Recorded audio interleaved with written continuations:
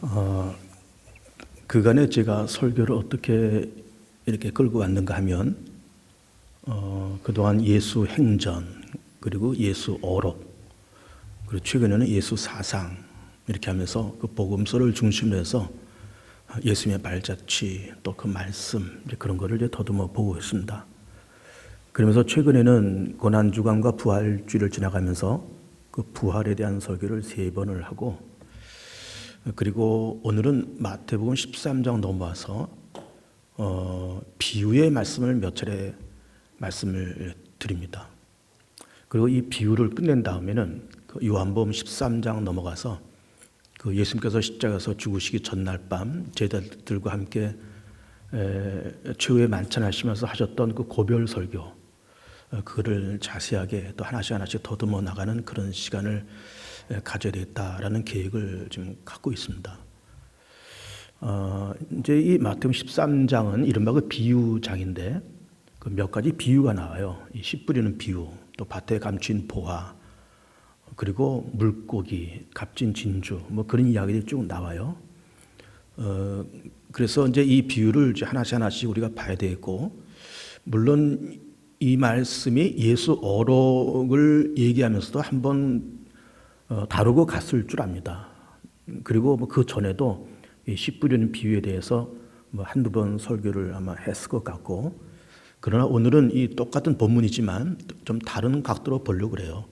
그리고 이 비유의 말씀이 너무 소중하기 때문에 이 비유를 왜 예수께서 비유를 말씀하셨을까? 또 그것이 우리 가운데 시사하는 바가 무언가라고 하는 것을 좀 더듬어 살펴보려고 그러고, 그러면서 오늘과 그리고 한 몇 주간에 걸쳐서 이 비유에 대한 말씀을 마태복음 13장을 중심으로 해서 그렇게 보려고 그럽니다. 비유라고 하는 말씀은 어떤 사실을 얘기하면서 좀 쉽게 이해하기 위해서 예를 들면서 풀어서 설명하는 것이 이제 비유죠. 그러니까는 똑같은 말이지만 그냥 이렇게 그거를 직선적으로 말을 하면은 이해하기가 어렵지만 이렇게 풀어서 예를 든다든지 비유를 들어서 말씀하면은 듣는 사람들이 조금 쉽게 들을 수 있기 때문에 이 비유의 말씀을 이제 그렇게 하신 겁니다. 예수님께서 그렇게 3년 동안 공생애를 하시면서 하셨던 사역에 몇 가지가 있다 말씀을 드렸잖아요. 그래서 말씀 사역, 예언 사역, 치유 사역, 또 가난한 자를 먹이는 공개 사역, 귀신 내쫓는 축사 사역, 제자들 양육과 훈련 사역, 그리고 십자가에서 죽으심과 부활 사역, 이런 사역들이 그렇게 있어요. 그래서 뭐 다른 사역들은 뭐 병든 자를 고친다, 또 오병이어를 한다라고 하는 것은 물론 그것이 기적이고 예수님의 사역이지만은 그거는 이제 그렇게 하면 되는 거예요. 물리를 걸으신다, 그렇게 하면 되는 거예요. 물고기 2마리 떡 5덩이로 5,000원 먹이신다, 그렇게 하면 되는 거예요. 근데 그렇게 하면 되는 건데 이제 그 예수님의 사역 가운데 가장 힘들었던 부분이 무엇일까 이렇게 놓고 보면은 역시 말씀 사역이 어려우셨겠다 그렇게 생각이 들어요.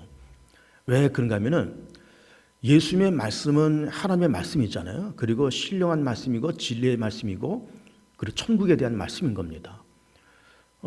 천국이라고 하는 이 존재는, 그런 개념은 우리 사람의 이성으로 이해하기가 어려운 나라입니다. 사실은 우리가 쉽게 천국 뭐 하나님의 나라 그렇게 말을 하지만은 사실 그 개념은 굉장히 어려운 개념이에요. 왜 그런가 하면은 우리는 지금 3차원의 세계에서 살고 있습니다.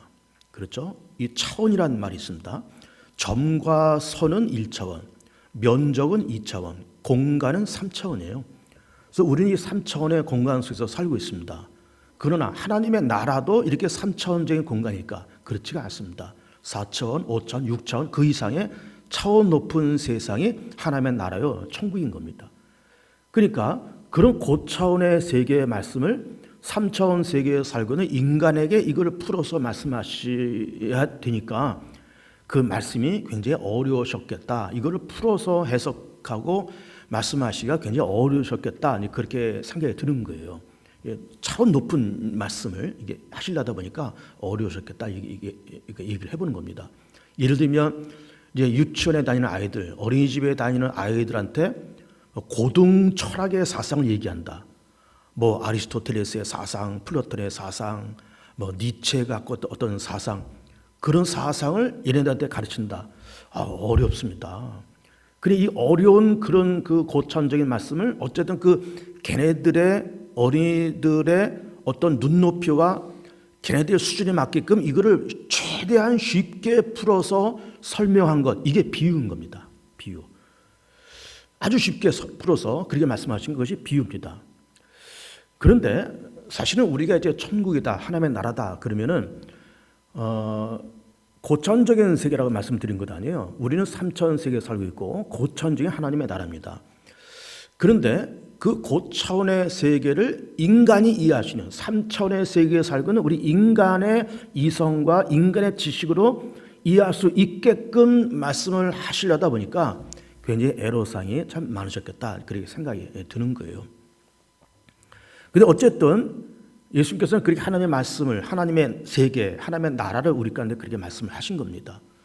근데 우리는 이 비유를 예수께서 왜 말씀하시는가 하면은 천국을 말씀하시기 위해서 비유를 말씀하셨어요. 하나님의 나라를 말씀하시기 위해서 비유를 말씀을 하신 겁니다.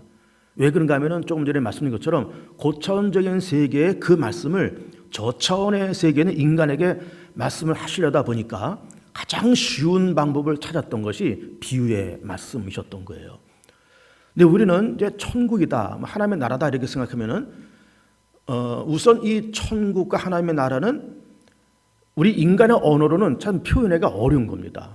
그 고차원적인 하나님의 나라를 인간의 언어로 표현한다. 삼천에 살고 있는 우리 인간의 생각과 인간의 이성과 인간의 언어로 이걸 표현한다. 사실 굉장히 어렵습니다.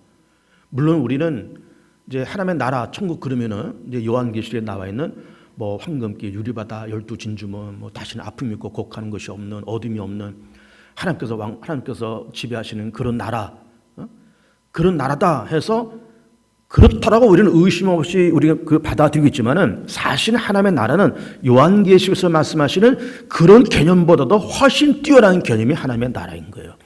어쨌든 그 엄청난 하나님의 나라를 인간의 제한된 언어로 표현하려다 보니까 뭐 12진주문이다, 유리바다다 그렇게 표현하고 있으시지만은 그러나 말씀에 기록된 이상의 그 이상의 12진주문 이상의 황금길 이상의 유리바다 이상의 그런 아름답고 화려하고 완벽한 행복과 완벽한 자유가 있는 그 공간이 하나님의 나라인 거예요. 그리고 하나님의 나라는 또 어떤 그 우리가 앞으로 세상 떠나서 갈 그런 나라도 물론 하나님의 나라다, 천국이다 그렇게 해석할 수 있겠지만 하나님의 나라는 사실은 이 땅에서도 이루어져야 되는 겁니다.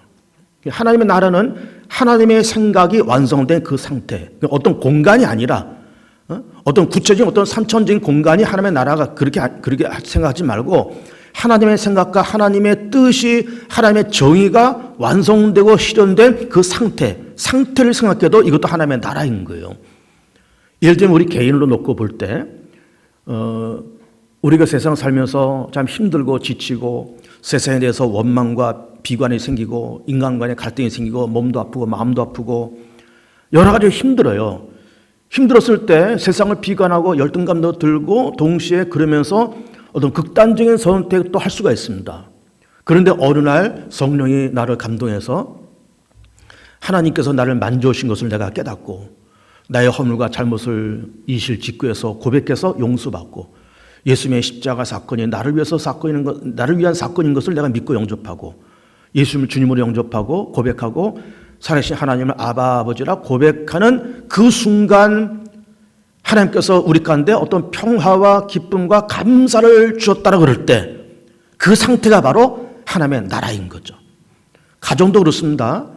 뭐 가정 안에 부부 간에 서로 갈등이 생기고 부모와 자식 간에 서로 미움과 다툼이 생겨서 뭐 밥상이 막 뒤집어지고 뭐 숟가락이 날아가고 뭐 국사발이 날아가는 그런 살벌한 집안이 있었는데 성령께서 그 식구들을 감동해서 거기에 아름다움이 회복되고 감사가 회복되고 서로 신뢰와 행복이 회복되면서 정말 아름답고 행복한 가정이 됐다 그럴 때 그 상태가 바로 하나님의 나라인 거예요. 그러니까는 하나님의 나라다, 천국이다라고 하는 거는 우리가 세상 떠나서 70 살고 80 살고 그 이상 살면서 세상 떠나서 가는 그 세계도 하나님의 나라이고 천국이지만 우리가 이 땅에 살면서 하나님께서 만져주심을 통해서 성령의 감동을 통해서 악과 죄와 사단의 권세가 떠나가고 하나님의 뜻이 완벽하게 이루어진 그 상태, 어떤 공간의 개념이 아닌 그 상태가 바로 하나님의 나라다, 천국이다, 그렇게 우리가 볼 수가 있는 겁니다. 그런데 그거를 설명하기 위해서 예수님께서 비유의 말씀을 지금 하시고 있는 거예요. 그래서 우리가 이제 1절부터 9절까지 말씀 보겠지만 여러분 그 11절을 먼저 한번 보세요. 11절. 대답하여 이르시되 천국의 비밀을 아는 것이 너에게는 허락되었으나 그들에게는 아니 되었나니. 그러니까는 예수님께서 하나님의 나라 천국을 설명하기 위해서 비유를 말씀하시고 계신데 그 천국도 사실은 비밀이라는 거예요. 비밀스러운 세상이라는 거예요. 그리고 그 나라를 들어가기 위해서 비밀된 그 무엇이 있어야 들어간다는 거예요. 비밀. 그리고 그것이 누구에게나 다 공개되는 것이 아니고 너희에게는 허락된 것인데 다른 사람에게는 이것이 비밀이다 그 말이에요. 이런 비밀이라는 걸 생각해 보세요. 이런 겁니다. 요즘 이제 가정집마다 번호키들 다 붙여 놓으셨어요. 그래서 이걸 띡띡띡띡 하면 문이 찌르륵 하면서 열려요. 이 번호키입니다. 예를 들어서 번호키가 1, 2, 3, 4라고 해보세요. 그러면 그 1, 2, 3, 4라는 번호는 나와 우리 가족들만 알아야 그것이 번호, 그것이 비밀이고 그것이 키의 역할을 감당할 수가 있는 거예요. 근데 이게 1, 2, 3, 4 번호를 누구나 다 안다. 옆집도 알고 윗집도 알고 택배 아저씨도 알고 다 안다. 그럼 그건 더 이상 비밀이 아닌 거예요. 비밀은 선택된 소수만이 알아야 그것이 비밀인 겁니다. 여러분 이제 요즘 은행 업무도 여러분이 그 스마트폰을 대부분 가지고 계실 텐데 그 스마트폰에 그 은행 앱을 깔아놓고 거기서 뭐 돈을 보내기도 하고 받기도 하고 그렇게 하실 겁니다. 그럼 그 앱에 들어갈 때 그냥 들어가질 않잖아요. 비밀번호를 뭐 2번인가 3번 넣어야 아마 들어갈 거예요. 그렇게 해서 돈을 주기도 하고 받기도 해요. 그 비밀번호는 누가 알아야 돼요? 나만 알아야 돼요. 나와 아니 최측근에 있는 뭐 부부가 됐든지 그렇게 한 사람이나 두 사람 정도만 알아야 되지. 내가 스마트폰에 깔려있는 그 은행 앱을 누구나 다 안다. 그러면은 그건 더 이상 비밀도 아니고 난리 납니다. 그렇게 되면은. 그러면 거기에 들어있는 돈 다 털려버려요. 다 보이스피싱 다 그렇게 돼버려요. 그러니까 비밀이라고 하는 거는 선택된 소수만이 아는 것이 비밀이고, 근데 그 천국은 비밀스러운 장소고 그 비밀을 아는 자만이 들어가는 것이고, 그 비밀을 아는 것이 너희 제자들, 너희들에게는 아는 것이 허락됐지만 모든 사람들에게 허락된 것은 아니다. 그런 얘기를 하시고 계시는 거예요. 그러니까는 천국이 아름다운 개념이고 거룩한 개념인데 아무나 어중이 떠중이 막 들어가는 그런 세상이 아니라는 거예요. 그런 세상이 아니고 선택된 사람이 비밀의 열쇠를 가지고 들어가는 것이 천국이다. 그런 말씀을 하시고 있는 겁니다. 그리고 그 비밀을 아는 것이 너희에게는 허락됐지만 다 허락된 것이 아니다. 그 말이에요. 그러니까 집에 있는 그 번호키를 식구들만 아는 것이지 모든 사람들에게 다 공개된 것은 아니다. 그 말과 같이 천국은 비밀스러운 장소고 비밀을 아는 자만이 들어가는 것인데 너희들에게는 그것이 허락됐지만 이것이 모든 사람들에게 공개된 것은 아니다. 그런 얘기예요. 그러면 천국이 비밀스러운 것이고 그 비밀을 아는 자가 들어간다 할 때 그럼 그 비밀이 뭘까? 결론은 그건데 결론은 그 비유의 결론은 그겁니다. 천국의 비밀이 과연 뭐냐? 그 비밀이 뭐냐? 결론부터 먼저 말씀드린다면 우리 집의 번호키가 보통 4단위로 되어 있듯이 천국의 비밀도 4단위로 되어 있습니다. 첫째는 성령이 나를 만져주시면, 성령이 나를 감동하시면 첫 번째 단계예요. 두 번째, 내가 내 삶을 하나님 앞에 이실직고 하는 거예요.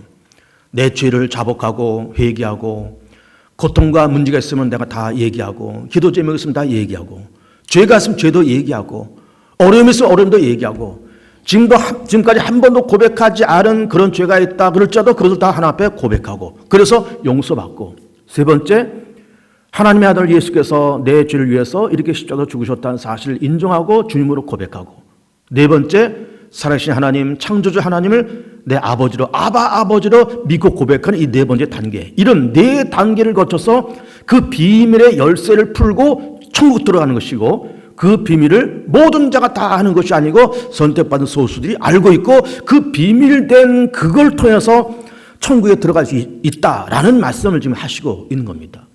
그러니까 지금 우리가 비유의 말씀을 보면서 지금 우리가 오늘 처음 씨 뿌리는 자의 비유, 또 무슨 비유 계속 봐나갈 텐데, 결국은 하나님의 나라를 설명하기 위해서 비유를 말씀하시고 있고, 고차원적인 하나님의 세계를 저차원에 있는 인간에게 어쨌든 이해시키기 위해서 쉽게 풀어 쓴 말씀이 비유다, 이 말씀을 이제 하시고 있는 겁니다.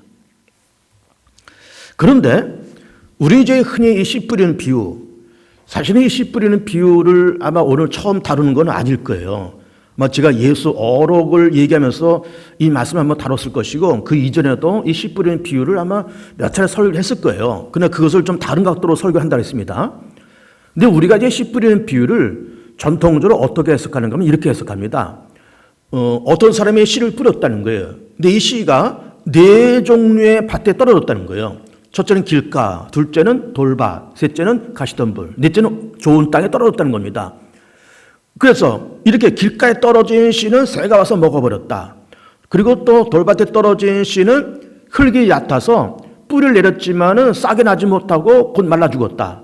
그리고 가시덤불에 떨어진 씨는 이렇게 자라나게 자랐지만 가시가 기운을 막아서 역시 자라지 못하고 열매를 맺지 못했다.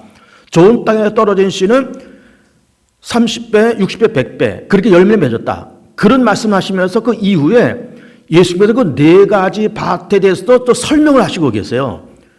그 설명을 뭐라고 말씀하신가 하면은, 우선 씨는 말씀이다. 씨는 생명이잖아요. 씨는 말씀인데 이 말씀이 여러 사람들에게 뿌려지는데, 어떤 사람은 길가와 같이 딱딱해서 그 말씀을 거부하면서 사탄이 말씀을 뺏어갔다, 믿음을 뺏어갔다, 그런 이야기예요. 그리고 돌밭에 떨어졌다는 거는 말씀을 받으면서 교회를 다니고 이렇게 있지만은, 그러나 어떤 환난과 핍박을 통해서 열매를 맺지 못하고 죽었다, 그런 얘기고, 가시덤불은 염려와 유혹이 있어서 자라지 못하고 열매를 맺지 못하고 역시 그렇게 죽었다는 것이고, 좋은 땅에 떨어져서 100배, 60배, 30배 결실을 맺었다, 그런 말씀을 지금 하시고 있는 겁니다. 그런데 씨는 말씀이라고 했습니다. 씨는 말씀인데, 말씀은 세 종류의 말씀이 있습니다. 첫 번째는 우선은 기록된 말씀, 창세기, 출애굽기, 레위기, 그리고 마지막 요한계시록까지 있는 이 기록된 말씀이 이게 기록된 말씀이에요. 그리고 두 번째는 선포되는 말씀이 있습니다. 이런 주의 종들이, 사역자들이, 특별히 목사가 말씀을 읽고 강론하고 설교하는, 이것이 선포되는 말씀이죠. 그 다음에 중요한 거는 그렇게 기록된 말씀도 이렇게 읽고 선포되는 말씀도 들으면서 깨달아지는 말씀이 있어요. 깨달아지는 말씀을 우리는 전문용어로 레마라 그렇게 얘기합니다. 그러니까 기록된 말씀, 선포되는 말씀, 깨닫는 말씀이 이렇게 무제한적으로, 무차별적으로 전파되고 있는데, 어떤 사람은 길가와 같이 딱딱해서 이걸 뺏기고, 어떤 사람은 환난과 핍박 때문에 열매를 맺지 못하고, 어떤 사람은 염려와 유혹 때문에 또 열매 맺지 못하고, 어떤 사람은 그 마음이 좋은 밭 되어서 30배, 60배, 100배 결실을 맺게 되었다라는 말씀을 이제 하시고 있는 겁니다. 그런데 그렇게 네 종의 밭이 있으면서 어떤 사람은 길가와 같고, 어떤 사람은 돌밭 같고, 어떤 사람은 가시덤불 같고, 어떤 사람은 좋은 땅을 갖다, 그런 얘기 있잖아요. 근데 이게 맞는 이유가 뭔가 하면은, 우리 이제 예를 들면 우리 개봉중학교에 그러면 한 400명의 그런 교인들이 있습니다. 그러면서 나름대로 열심히 교회들을 다녀요. 그러면서 여기 앉아 계신 분들도 우리 교회 한 40년 이상 이렇게 된 분들이 다 앉아 계세요. 30년 이상 된 분들은 수두룩하고 다 그렇게 앉아 계십니다. 또 어떤 분들은 몇 년 이렇게 된 분도 있고 다 이렇게 다 계신데, 어쨌든 몇 년이 됐든지 간에 이렇게 다니시면서 어떤 분들은 이렇게 교회를 1년, 2년, 10년, 20년 다니면서 기쁨으로 예수 믿고 기쁨으로 예배를 드리고 믿음이 쑥쑥 커지고, 그러면서 봉사도 할 줄 알고 기도도 할 줄 알고 그러면서 열심히 크는 그런 분들이 있습니다. 좋은 밭이죠. 어떤 분들은 교회를 20년, 30년, 40년 어려서부터 이렇게 교회를 다니고 그래도 여전히 지금의 나이가 50대, 60대 그렇게 되어서도 여전히 그 믿음의 삶이 어린아이 같은 그런 믿음으로 다니는 분도 있습니다. 교회를 50년 다녔어요. 60년 가까이 다녔는데도 여전히 어린아이 같은 그런 믿음도 있을 수가 있어요. 참 안타깝죠, 그런 모습 보면. 왜 그럴까요? 그 마음밭이 돌밭이거나 아니면은 가시덤불이거나 그렇기 때문에 믿음이 자라질 않아요. 그래서 늘 교회 그냥 이렇게 왔다 갔다 하고 뭐 교회 중심에 들어오지 못하고 왔다 갔다 하고 예배도 기쁨으로 드리지 못하고 말씀도 기쁨으로 듣지 못하고 그러면서 별로 재미없이 그렇게 교회 다니고 그렇게 다니다 보니까 믿음도 크지 않고 그런 분들이 가끔씩 있습니다. 그리고 어떤 분은 좋은 땅이 되어서 뭐 교회 다닌 지 1년, 2년 됐더니 막 믿음이 푹푹 크고 교회도 아주 열심히 잘 다니고 예배도 정성껏 드리고 뭐 여러 가지 봉사에 어떤 기회가 있으면 봉사에 기회도 하고 그러면서 교회 오면 늘 기쁘고 감사하고 구역실을 만나면서 기쁘고 감사하고 고맙고 반갑고 그러다가 또 다음 주에 올 것을 또 약속하고 또 헤어지고 늘 다음 주에 예배 드리는 날이 사모되고 기다려지고 그런 사람이 있단 말이에요. 믿음이 쑥쑥 크는 거죠. 그러면서 기도할 줄 알고 예배 드릴 줄 알고 말씀 들을 줄 알고 스스로 큐티할 줄 알고 기도할 줄 알고 응답받을 줄 알고 그러다 은사도 받고 그런 믿음이 쑥쑥 크는 그런 좋은 땅이 분명히 있는 겁니다. 그런데 우리가 지금 이렇게 제가 해석하는 이 부분이 그러니까는 모든 사람들의 마음이 똑같지 않다 그 말 있잖아요. 길가, 돌밭, 가시덤불, 좋은 땅처럼 이런 사람 저런 사람이 다 있다 그런 얘기예요.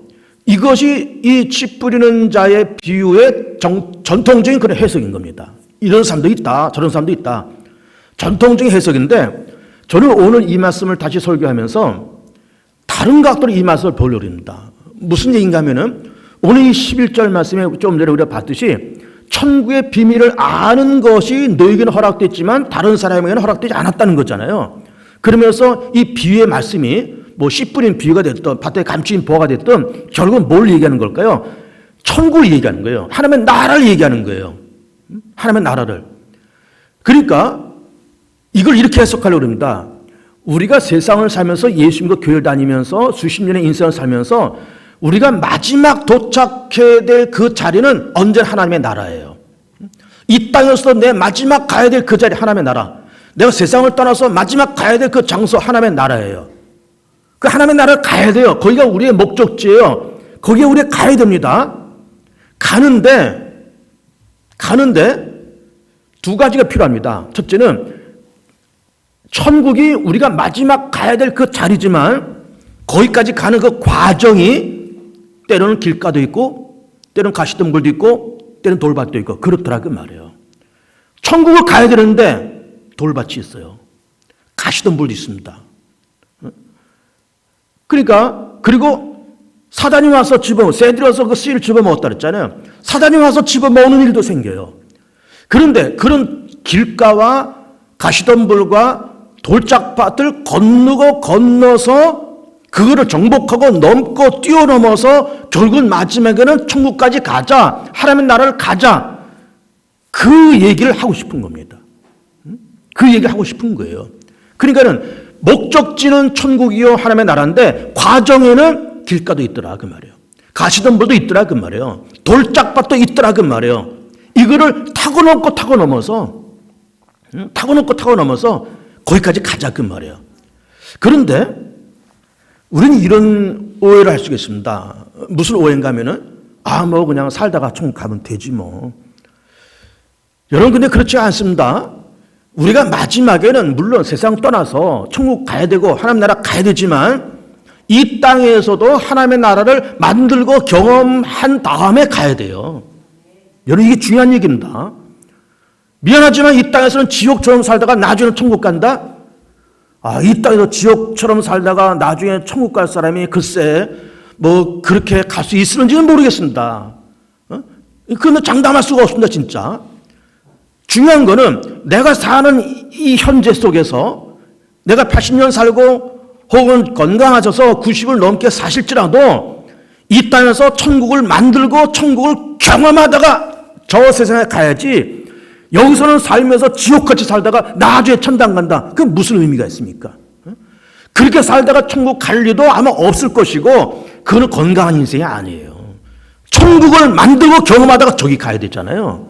예를 들면 아까 가정도 얘기했고 우리 자신도 얘기했지만은 내가 성령 받고 예수님을 영접하고 하나님을 고백하고 기도해서 응답받고 그 전에는 막 걱정, 근심, 연조도 많고 뭐 갈등도 많고 열등감도 많고 그러다가 성령 받고 나서 세상을 바라보니, 거듭난 눈으로 세상을 바라보니 모든 것이 기쁘고 감사하고 자족하고, 교회 오면은 기쁘고 감사하고, 예배드리면 눈물이 쏟아지고, 말씀드리면 기쁨이 넘치고, 구역 식구들 보면은 막 기쁘고 반갑고 손을 잡고 펄펄 뛰고, 집에 가면 식구들, 그전에는 원수지간이었는데 다 부부가 하나가 되고 부모와 자식 의리가 회복되고 믿음이 회복돼서 모이면 기쁘고 보면 감사하고, 또 헤어지면 또 언제 들어오나 또 이렇게 기다려지는 그런 행복한 가정을 만들어가고, 직장도 마찬가지. 우리가 살아가는 모든 인간관계, 모든 환경을 하나님의 나라를 만들고 그걸 경험하다가 저 세상에 가야지, 여기서는 지옥을 만들고 지옥을 경험하다가 저기를 나중에 저기만 간다? 그거는 곤란합니다. 그렇게 천국 간다라고 보장하기도 어렵거니와 그건 건강한 인생이 아니에요. 절대로 건강한 인생이 아닌 겁니다. 바라건대 우리 사랑하는 개봉중학교 교우들께서는 하나님의 나라를 만들고 경험하고, 그리고 수를 다 하셔서 돌아가신 다음에 다 천국 들어가실 축복해요. 그렇게 돼야 되는 겁니다. 그렇게 돼야 돼요. 그런데 그렇게 되기까지 그 단계가 1단계 길가, 2단계 돌봐, 3단계 가시던 분, 그런 것이 있더라 그 말이에요. 그냥 뭐 이렇게 점프업 해가지고 막 이게 갑자기 천국 가고 갑자기 좋은 밭이 되고 그런 것이 아니라, 한때는 길가도 있었어요. 돌짝밭도 있습니다. 가시덤불 있어요. 그 고비고비 과정을 넘어서 천국을 만들고 천국을 경험하고 그 세상에 들어가는 그 과정과 절차가 중요하더라 그 말이에요. 여러분, 우리가 살아가는 이 삶에는 길가 같은 것도 있습니다, 여러분. 씨가 뿌려졌다는 거잖아요. 새가 와서 먹어버렸다는 거예요. 그 새를 예수께서 뭐라고 해석하고 있는가 하면은 그 사단이 집어먹었다고 얘기했어요. 그 마귀가 집어먹었구나. 그 우리가 멀쩡하게 예수 믿고 멀쩡하게 교회를 다니고 있지만은 미안하지만 살금살금 빼앗기는 것이 있을 수가 있어요. 때로는 물질도 뺏겨요. 건강도 뺏겨요. 기쁨도 뺏겨요. 때로는 좋았던 인간관계도 뺏길 수가 있습니다. 이거 친하게 잘 지냈는데 무슨 일 때문에 삐그덕해가지고 서로 등을 돌렸어요. 이게 불행하잖아요. 뭐 하다가 실패해서 돈 까먹었어요. 건강도 잃어버렸어요. 예수 믿는 기쁨도 잃어버렸습니다. 교회 다니는 기쁨도 잃어버렸습니다. 그럼 뭔가 뺏겼잖아요. 뺏기지 않길 축복합니다. 뭔가 근데 뺏어가려고 이렇게 저렇게 허시탐탐 보는 그런 세력이 있어요. 그런 사단이 존재했습니다. 뺏기지 않길 축복합니다. 예수 믿는 기쁨, 예수 믿는 이 믿음의 고백, 교회를 다니는 기쁨, 예배드리는 기쁨, 누렸던 기쁨과 감사를 뺏기지 않고 잘 유지하시고 하나님의 나라 만들고 하나님의 나라 경험해가는 여러분들이 꼭 되었으면 좋겠습니다.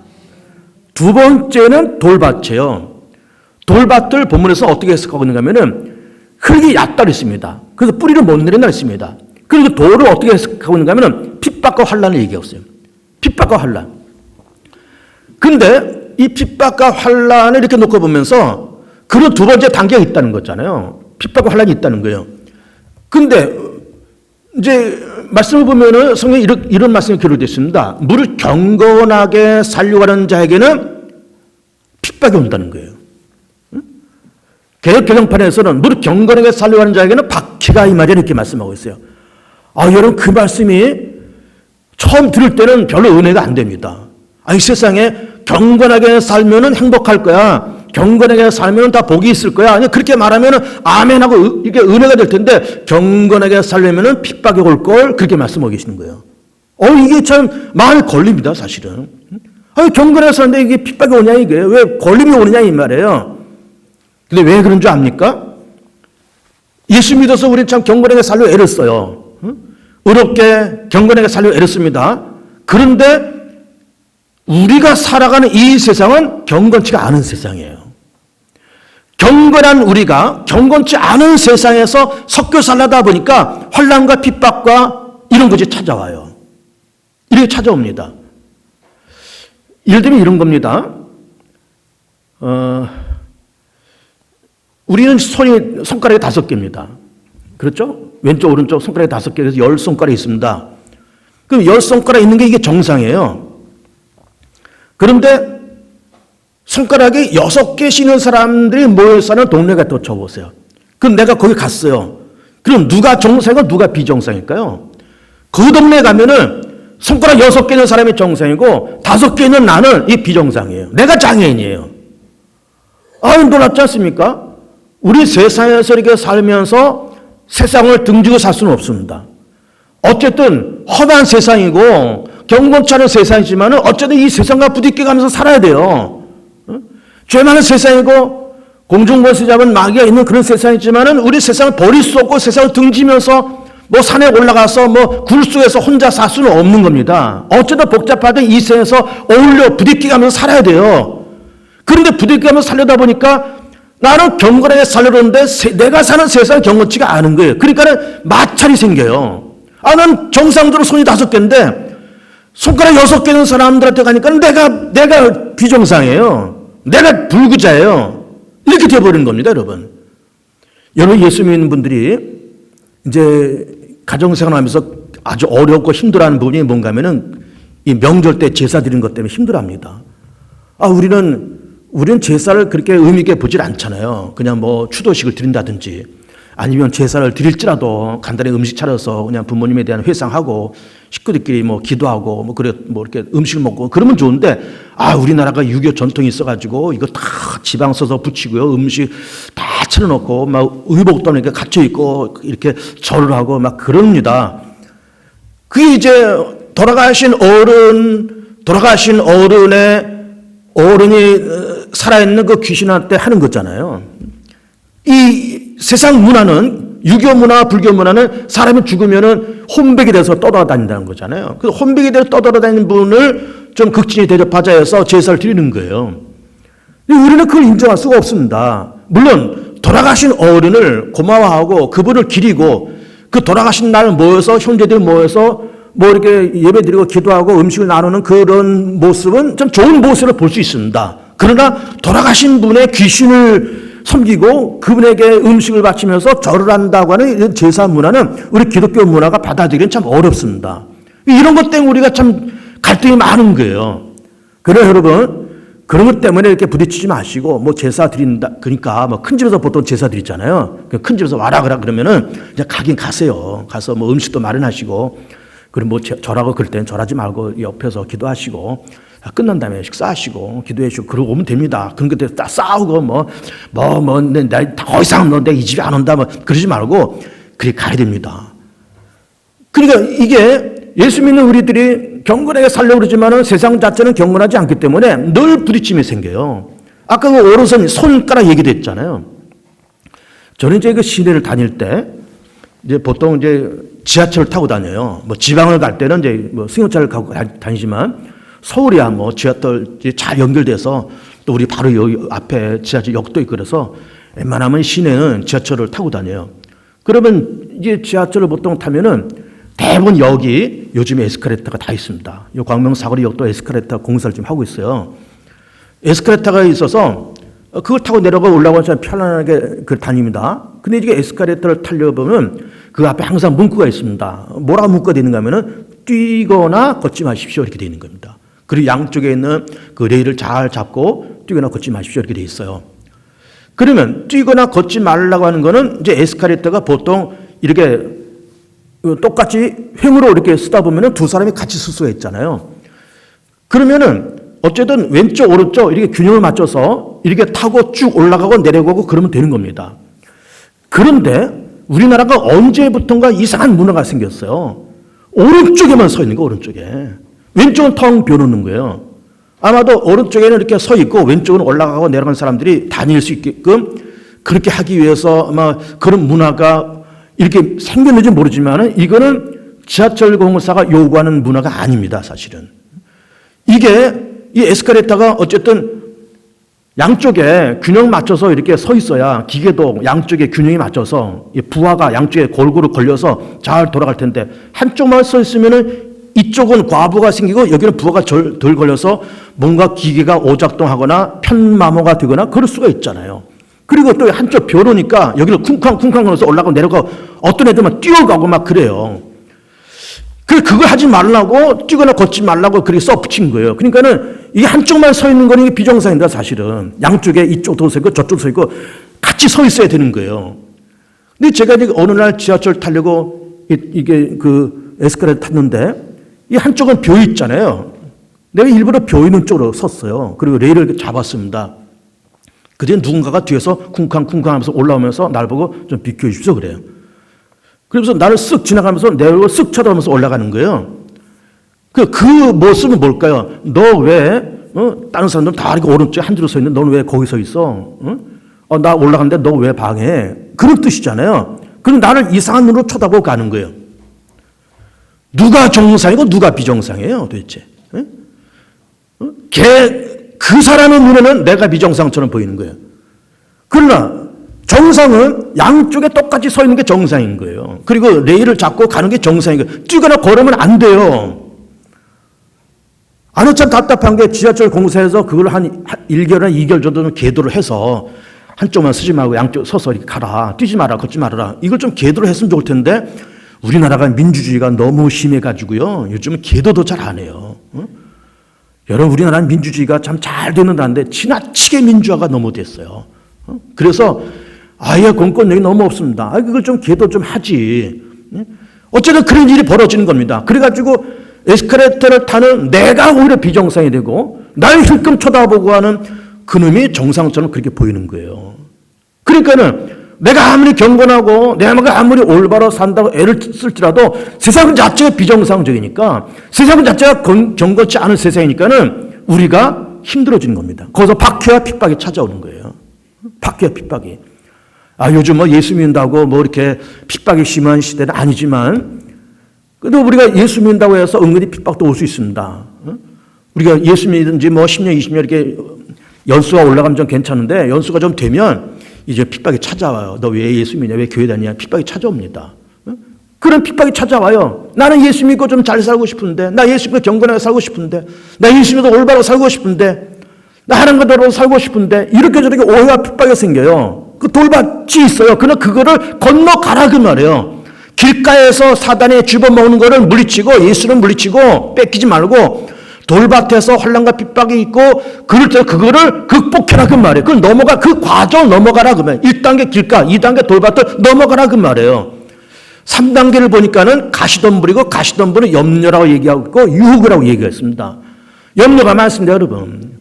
염려할 게 왜 없겠습니까? 물론 걱정거리가 왜 없겠어요? 이 걱정, 저 돈 걱정, 건강, 애들 걱정, 앞날 걱정, 노후 걱정 다 있습니다.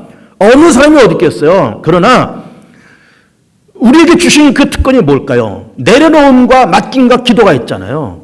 기도하고 내려놓고 맡기고 지금 내가 이런 문제가 있습니다. 좀 맡아주십시오. 네, 이런 염려가 있네요. 좀 해결해 주십시오. 그리고 기도하고 간구하면은 또 저는 밑보시 의로와서 우리 기도를 시간 지나가면서 응답하시고 우리 염려거리, 걱정거리를 또 하나씩 해결해 가시는 그걸 경험하기 위해서 염려를 내려놓으라고 말씀하고 있잖아요. 근데 문제는 유혹입니다. 유혹. 가시로 찌르는 건 유혹이라고 얘기하고 있어요. 이 유혹도 사단이 합니다. 그걸 해봐라. 찔러요. 먹어봐라. 해봐라. 넘어봐라. 이런 거 해봐라. 자꾸 미혹을 합니다. 근데 우리 세상 살아가면서 아까 얘기한 것처럼 우리가 세상을 버리면서 살 수는 없다 했습니다. 어쩔 수 없이 세상과 부딪혀가면서 살아야 되지만 그러면서 우리는 적당히 금을 그을 필요가 있습니다. 여기까지다. 예를 들면 좀 사업을 하고 세상에서 살다 보면은 별별 데 다 갈 수가 있어요. 음란한 그런 유흥업소도 일 수가 있습니다. 그런 데 가자. 또 어떤 거래처에서 대접한다고 그런 데 가자 할지라도 나는 그런 데는 안 가. 그러면서 어쨌든 비슷한 유흥업소지만 저도 내가 유흥업소 그러면 그냥 이렇게 친구들 만나서 밥이나 먹고 고기나 구워 먹고 그런 데 정도는 내가 갈 수 있겠지만 이렇게 좀 음침한 그런 데는 안 간다, 못 간다라고 선을 그을 필요가 있습니다. 그래서 그런 유혹이 올 때 나 그런 데 안 갈래. 근데 안 가지 오래됐어. 금을 그을 필요가 있습니다. 근데 여러분 이 금을 제일 먼저 누가 건조합니까? 하나님이 먼저 그셨어요. 에덴 동산에서 하나님이 먼저 금을 걷습니다. 선악과 딱 만들어서 금을 딱 꺼냈습니다. 이거 넘지 말아라. 다른 거 다 먹어줬지만 선악과만큼 먹지 마라. 금을 딱 꺼내줬어요. 놀라운 얘기입니다. 내가 다른 갈 수 있지만 거기 그런 데는 안 가. 여러분 요즘 관광과 여행 보니까요. 묻지마 관광도 있대요. 뭔지 모르겠지만 이름도 묻지마, 얼굴도 묻지마, 어디 사는지도 묻지마. 그러면서 일단 다 모르는 남녀가 만나서 하루나 이틀 즐기고 온다는 거예요. 그런 묻지마 광고도 있다는 겁니다. 뭐 요즘 코로나니까 그런 게 잘 없겠지만 있다는 거예요. 여행이라는 것이 뭐 이 가족 단위로 일가 친지들끼리 해서 뭐 이렇게 차량 빌려서 이렇게 갔다 오고 뭐 패키지 여행 같은 거 이렇게 모아서 며칠 갔다 오고 즐겁게 재밌게 놀다가 먹고 얘기하고 그게 여행이지 그게 관광이지 뭐 생판 보러 남녀들이 만나서 이게 뭐 묻지마 해가지고 나는 그런 데는 안 간다라고 선을 그을 필요가 있어요.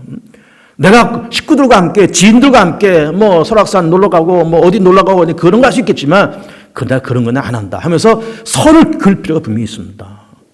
우리가 세상 속에 살지만 세상 속에 부딪혀가며 살고 있지만은 적절하게 우리가 선을 그을 필요가 있습니다. 난 도박 같은 거 안 한다. 정선 왔다 갔다 하고 인터넷 도박, 휴대폰 도박, 난 그런 건 안 한다. 딱 그런 걸 선을 그어야 돼요. 여러분 복권도 여러분 중독되지 마십시오. 그냥 뭐 궁금해서 재미삼아서 로또란 것이 도대체 뭔가 재미삼아서 한두 번 사신 거야 뭐 그럴 수 있다고 봐요. 근데 이게 중독이 돼가지고 아마 그 로또 한 장이 5천원인가 그렇게 한다고 들었어요.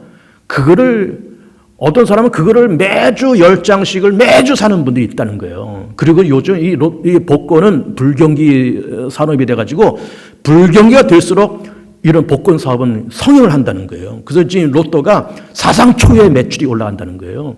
왜 그럴까요? 다 그 중독돼서 그래요. 재미삼아 로또가 뭐야? 하면서 한두 번 산 거야 뭐 큰 문제가 있겠습니까? 근데 이거를 한 주에 10장씩을 매주 사는 거예요. 그러면 10장 사면 한 주에 5만 원. 한 달에면 20만 원에 25만 원이에요. 뭐 적은 돈일 수도 있겠고 큰 돈일 수도 있겠지만 뭐하러 그런데 20, 30만 원씩 한 달에 씁니까? 하나 앞에 헌금하고 차라리 식구들끼리 맛있는 거 사 먹긴 하지. 그런데 우리는 그렇게 거기에 몰두하지 마세요. 그런 것도 마약 그런 것도 몰두하지 마시고 우리는 적당히 선을 그을 필요가 있습니다. 나는 그런 건 안 한다. 그런 건 안 해. 그리고 거기까지는 내가 안 간다. 선을 그을 필요가 있습니다. 굉장히 중요한 얘기예요. 내가 세상 속에 있지만 세상 속에 섞여서 살지만 내가 그 선을 넘지 않는다. 이게 굉장히 중요한 얘기입니다. 중요한 얘기예요. 그리고 옥토가 되어서 30배, 60배, 100배가 되어 가는 겁니다. 그러니까 옥토는 하루아침에 되는 게 아니에요. 길가와 같은 과정도 있습니다. 그걸 너무 싫어했습니다. 사단이 뺏어가는 일도 있다 했습니다. 예수는 물리치시라 했습니다. 돌박도 있다 했습니다. 환난과 핍박이 있다 했습니다. 나는 경건에 살았는데 경건치 않은 세상 속에 살기 때문에 부딪힘이 있다 했습니다. 그것도 넘어가시길 바랍니다. 미혹도 있고 유혹도 있습니다. 그거를 예수는 물리치면서 그것도 넘어가시길 축복합니다. 그래서 옥토에 도착해서 말씀이 부러지면서 30배, 60배, 100배 아름다운 열매 맺으면서 이 땅에서도 하나님의 나라를 만들고 경험하고 그리고 세상 떠난 다음에도 역시 하나님 나라에 들어가서 행복하게 영생을 누리는 복 있는 교우들이 다 되시기를 축복합니다.